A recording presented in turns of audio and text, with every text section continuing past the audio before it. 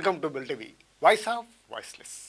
నాగార్జున సాగర్లో ఒక సరికొత్త చర్చ సాగుతుంది రాజకీయ వర్గాల్లో.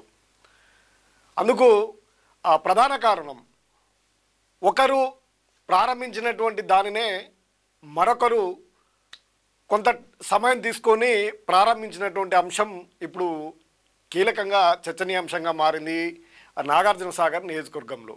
అది ముందుగా ఎమ్మెల్సీ ప్రారంభించినటువంటి ఒక దేవాలయానికి సంబంధించినటువంటి ఆర్చి, అదే ఆర్చిని సాయంత్రం మళ్ళీ ఆలస్యంగా వచ్చినటువంటి ఎమ్మెల్యే చేత మరొకసారి రిబ్బన్ కటింగ్ చేసినటువంటి అంశము ఇప్పుడు చర్చనీయాంశంగా అయింది. మరి ఇదంతా అవగాహన లోపమా లేక ఎందుకు ఆ విధంగా చేయాల్సి వచ్చింది అనే అంశమే ఇప్పుడు రాజకీయాల వర్గాల్లో ఒక చర్చనీయాంశంగా మారిందని చెప్పొచ్చు. అది నల్గొండ జిల్లా నాగార్జున సాగర్ నియోజకవర్గం తిరుమలగిరి మండలం నాయకుని తండాలో పార్టీలకు అతీతంగా 3 దేవాలయాలకు కలిపి ఒకే ఆర్చిని ఏర్పాటు చేసి 2 పార్టీలకు సంబంధించినటువంటి స్థానిక ఎమ్మెల్యే అయినటువంటి జేవీ రెడ్డి, అదేవిధంగా బీఆర్ఎస్ పార్టీకి సంబంధించినటువంటి ఎంసీ కోటిరెడ్డిని ఇద్దరిని కూడా ప్రత్యేకంగా ఆహ్వానించారు. మధ్యాహ్నం 12 గంటలకు సమయాన్ని కేటాయించి ఎమ్మెల్యే టైం కూడా తీసుకొని ఇటు ఎమ్మెల్సీ సమయం కూడా తీసుకొని టైంను కేటాయించారు, ముహూర్తంగా భావించారు. ఆలయం దేవాలయాలు అంటేనే బ్రాహ్మణులు చెప్పినటువంటి సమయానికి గడులు తిథులు ఇవన్నీ చూసి ఒక శుభముహూర్తాన్ని ఏర్పాటు చేసి ఆ ముహూర్తానికి ప్రారంభించడం అనేది అనవాయితీ. గ్రామంలో ఉన్నటువంటి పార్టీలకు అన్ని పార్టీలకు సంబంధించినటువంటి వారు నిర్వహించినటువంటి కార్యక్రమం కావడం పార్టీలకు అతీతంగానే నిర్వహించారు. గ్రామస్తులది గ్రామానికి సంబంధించినటువంటి అంశం కాబట్టి ఇక జేవీ రెడ్డి సమయానికి హాజరు కాకపోవడంతో నిరీక్షణ చేసినటువంటి గ్రామ పెద్దలు బ్రాహ్మణి యొక్క సూచన మేరకు ఎమ్మెల్సీ కోటిరెడ్డి అప్పటికే చేరుకున్నటువంటి ఆయన అప్పటికి ఇంకా సమయం ఉన్నప్పటికీ ఇంకా వచ్చే అవకాశము లేదు అని తెలియపరచడంతో ఎమ్మెల్సీ కోటిరెడ్డి తోటి ఆలయానికి సంబంధించినటువంటి ఆర్చిని ప్రారంభం చేయించారు అర్చకులు. ఇక అనంతరం తర్వాత అక్కడ గ్రామం వాస్తవానికి ఆ గ్రామము కాంగ్రెస్ పార్టీకి కంచుకోట. మొత్తము రాష్ట్ర వ్యాప్తంగా ఉన్నటువంటి బీఆర్ఎస్ పార్టీ తుమ్మల నరసింహయ్య చనిపోయిన తర్వాత జరిగినటువంటి ఉప ఎన్నికల్లో ఎటువంటి సిచ్యువేషన్ ఉందో అందరికీ తెలిసినటువంటి అంశమే. రాష్ట్ర పార్టీ బీఆర్ఎస్ పార్టీ మొత్తం కూడా ఇక్కడ మకాం వేసినటువంటి పరిస్థితులలో కూడా నాయకును తండాలో కాంగ్రెస్ మెజార్టీని సంపాదించినటువంటి పార్టీకి గట్టి పునాదులు ఉన్నటువంటి గ్రామం.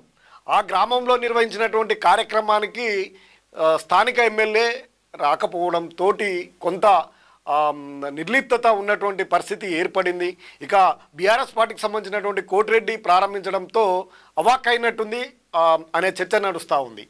అందుకే మళ్ళీ పట్టుపోవడము లేదా వేరే సంకేతం పోయే అవకాశం ఉందనే భావించినటువంటి ఎమ్మెల్యే మనలో ఒత్తిడి వల్ల పొద్దున్న రాలేకపోయినా కానీ నా ప్రియ కుంతండ గ్రామస్తులకి వాళ్ళకి ఇచ్చిన మాట నిలబెట్టుకునేందుకు కొంచెం లేట్ అయినా కూడా సాయంత్రం ఇక్కడికి రావడం జరిగింది. జేవీ రెడ్డి సాయంకాలము ఇచ్చేసి మళ్ళీ కూడా ఆ ఆర్చికి సంబంధించినటువంటి ద్వారానికి సంబంధించినటువంటి ప్రారంభోత్సవాన్ని మళ్ళీ చేయడం అనేది జరగడంతో ఇప్పుడు రాజకీయ వర్గాల్లో తీవ్రమైనటువంటి చర్చనీయాంశంగా మారింది. ఒకే ఆర్చిని 2 నాయకులు ప్రారంభించడం దాదాపు ఎక్కడ కూడా జరగలేదు అనే చర్చ కూడా జరుగుతూ ఉంది. తొలిసారిగా ఎమ్మెల్యేగా ఎన్నికైనటువంటి జేవీ రెడ్డి మరి ఈ విధంగా ఎందుకు చేశారు, లేదా ఆ గ్రామస్తులే గ్రామానికి సంబంధించినటువంటి కీలకమైనటువంటి కాంగ్రెస్ నాయకులే తమ నాయకునితో చేయించాలి మరి అని కూడా చేయించారా? ఒకవేళ రాలేనని హాజరు కాలేనని చెప్పి మరి హఠాత్తుగా ఎందుకు వచ్చారు అంటే పట్టు ఏమైనా సడలించే అవకాశం ఉందా అనే అభిప్రాయం కూడా వ్యక్తమవుతుంది. అనేక చర్చలు కూడా జరుగుతూ ఉన్నాయి. ఇప్పుడు నియోజకవర్గంలో జరిగినటువంటి అనేక కార్యక్రమాల్లో బీఆర్ఎస్ నేత కోటిరెడ్డి తీవ్రంగా ప్రతి ఒక్క కార్యక్రమానికి అటెండ్ అవుతున్నారు. ఈ సంవత్సరము నాగార్జున సాగర్ నియోజకవర్గంలో అనేక దేవాలయాలు శంకుస్థాపనలు, దేవాలయాల ఆర్చీలు, అనేకంగా పార్టీలకు అతీతంగా జరిగాయి. పార్టీలకు అతీతంగా ఆహ్వాన మేరకు ఆయన అన్నింటిలో పాల్గొంటుండడం చురుకుగా ఉంటున్నటువంటి నేపథ్యంలో మరి ఇప్పుడు రాజకీయంగా ఏమైనా ప్రభావము చూపే అవకాశం ఉందని భావించి వెనువెంటనే జేబీ రెడ్డి హాజరయ్యారు అనే ఆసక్తికరమైనటువంటి చర్చ అయితే జరుగుతుంది. ఏది ఏమైనప్పటికీ ఎమ్మెల్యే జేబీ రెడ్డి అనేక కార్యక్రమాలకు హాజరు కావడం లేదు, అందుబాటులో ఉండడం లేదు అనడానికి ఇదొక నిదర్శనము అనే చర్చ కూడా జరుగుతూ ఉంది. నాగార్జునసాగర్ నియోజకవర్గం ఒక ప్రత్యేకమైనటువంటి నియోజకవర్గము. ఇక్కడ అందుబాటులో ఉన్నటువంటి వారికి ఎక్కువగా తమ యొక్క సపోర్టును ఈ ప్రజలు అందిస్తారు అనే అభిప్రాయం ఎక్కువగా ఉంది.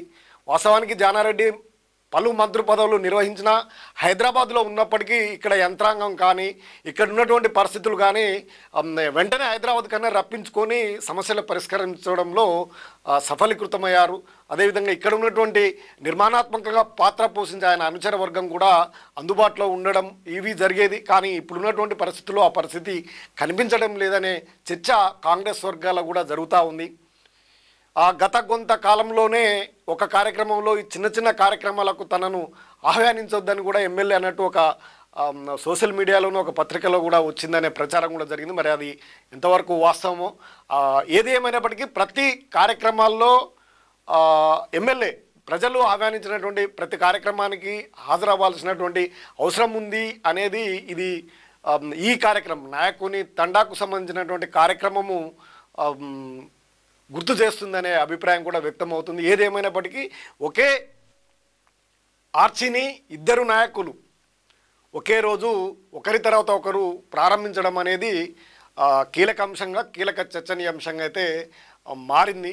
మరి ఇది ఎందుకు జరిగింది అనేది కూడా ఇప్పుడు చర్చనీయాంశంగా మారుతుంది. రాజకీయ వర్గాల్లో కూడా దీన్ని తీవ్రమైనటువంటి పరిణామంగా తీసుకుంటా ఉన్నారు అని ప్రధానమైనటువంటి బీఆర్ఎస్ ఇటు కాంగ్రెస్ పార్టీకి సంబంధించినటువంటి నాయకులు. మరిన్ని అప్డేట్ కోసం చూస్తూనే ఉండండి bell TV, voice of voiceless. నమస్తే.